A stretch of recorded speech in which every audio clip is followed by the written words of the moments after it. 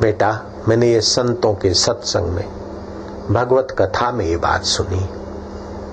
बख्तू बीबी बड़ी विशाल बुद्धि की धनी थी,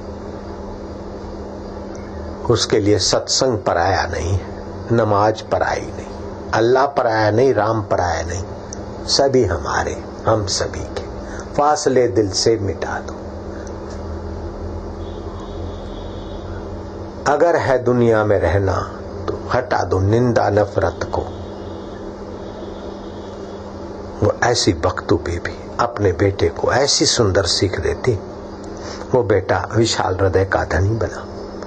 और आगे चल के फरीद बेटा बख्तू बीबी का, फरीद बेटा ही नहीं रहा, फरीद युवक अथवा फरीद नागरिक नहीं रहा, फरीद के हृदय में जो छुपा हुआ था अल्लाह ही नूर, ईश्वरीय प्रेम। प्रेम सबके अंदर छुपा रहता है, लेकिन नफरतवादी, मायावादी, अहंकारवादी उस प्रेम पर चदरिया डाल देते। बच्चा कितना प्यारा होता है, नन्ही मुन्नी बच्ची कितनी प्यारी लगती, फिर जो बड़े होते और दायरे बन जाते हैं, ये मेरा, ये तेरा, ये मेरा मकान, ये मेरा मकान, ये मेरा घर, ये मेरा धर्म, ये तेरा धर्म, ये मेरे तेरे के रगड़े झगड़े आदमी को नेरो बनाकर नफरत के शिकार बनाने वाले लोगों के चक्कर में आकर आदमी इतना गंदा हो जाता है कि तौबा हो जाती।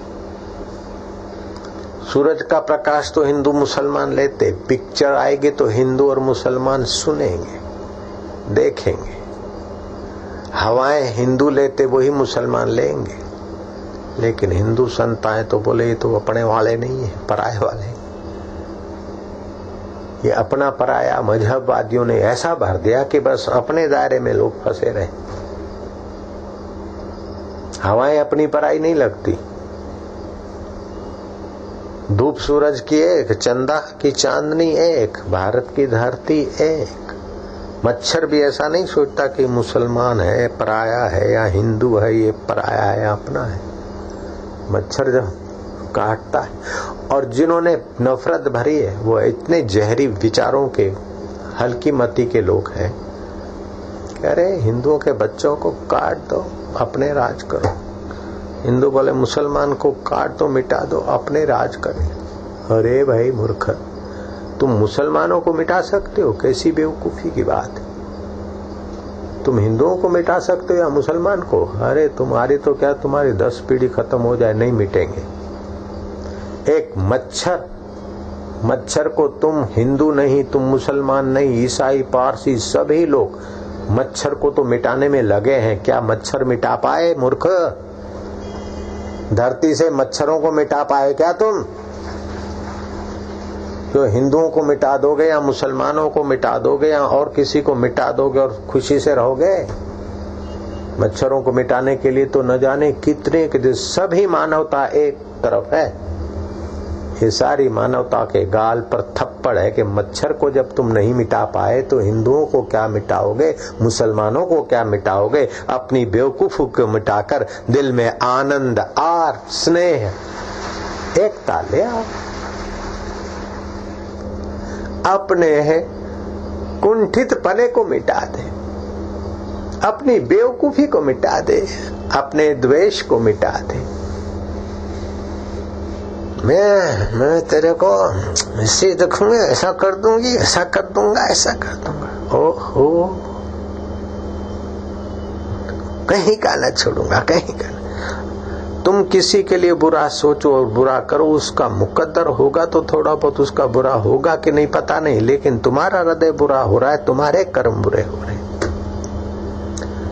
और तुम भला सोचते और भला करते हो तो उसका इतना भला कर पाओ न कर पाओ, लेकिन तुम्हारा भला सोचना और भला करना तुम्हारे हृदय को भला बना देता है। भलाई कंदे ता भलो तुझो थींदो, भलाई जा बहड़ा धनी तोखे दींदो। रबिया हो गई 8वीं सदी में, तुर्किस्तान में, बसरा नगर में। उस गरीब कन्या को उठाकर हरामियों ने बेच डाला। गुलाम बिकते थे, 8वीं सदी की बात है। और किसी वैद्य ने खरीदा। उस समय धार्मिकता दिखावे की रह गई थी। थोड़ा कुरान पढ़ लिया, थोड़ा ये कर लिया, थोड़ा नमाज अदा कर ली।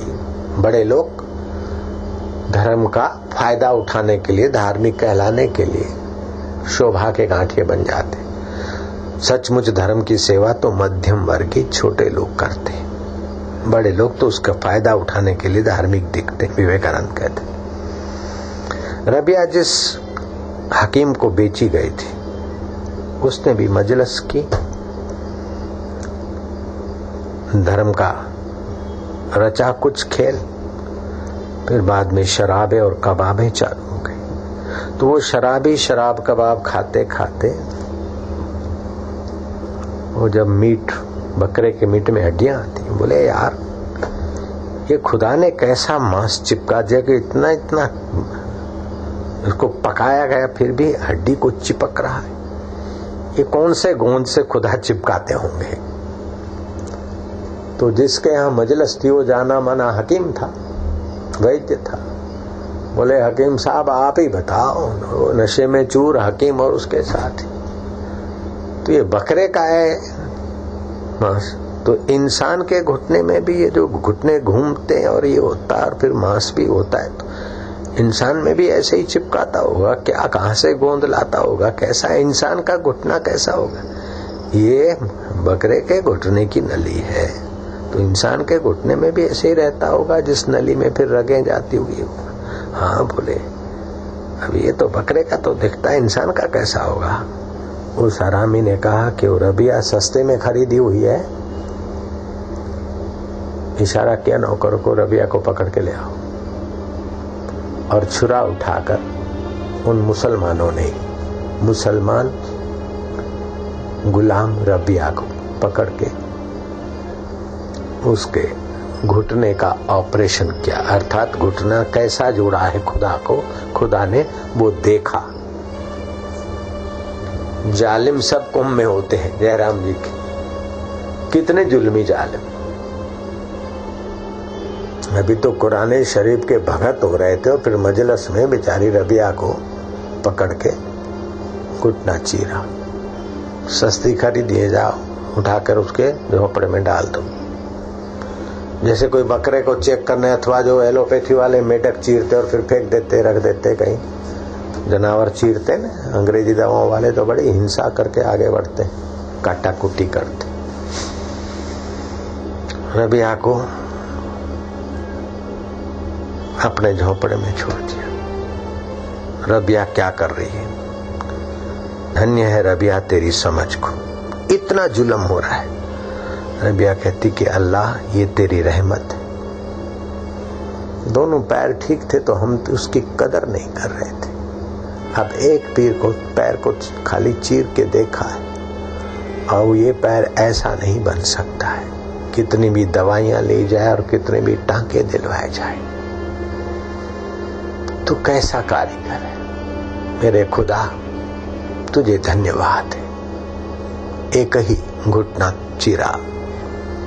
फिर किसी नेक इंसान ने कहा भाई छोड़ो छोड़ो, ज्यादा उसको तकलीफ ना हो। तो इंसान के रूह में तूने छुड़वाने की भी हुकूमत थी। खुदा को धन्यवाद दे रही। हुआ तो जुल्म है, लेकिन खुदा को धन्यवाद दे रही। कैसी रही होगी वो मुसलमान कन्या, मैं तो उसे शाबाश नहीं, धन्यवाद नहीं, हाथ जोड़कर प्रणाम करूं। खुदा को धन्यवाद दे रहे। धन्यवाद से अंदर का रस और अल्लाह ही कृपा बरसती, ठीक होने के रास्ते पे चली। गरीब रबिया सोचा कि शरबत का एक गिलास बना के रखती हूं, चांद देखकर रोजा खोल दूंगी। चांद देखा, शरबत का गिलास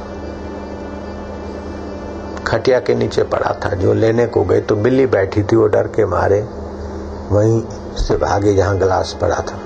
शरबत का गिलास धुल गया।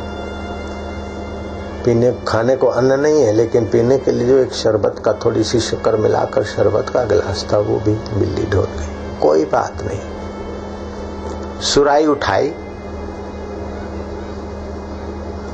पानी का गिलास पीकर रोजा खोल लेती हूँ। जो सुराई उठाने गई तो सुराई की मुंडी जहां से कुम्हार ने सांधी थी कहीं कमजोर रह गई होगी,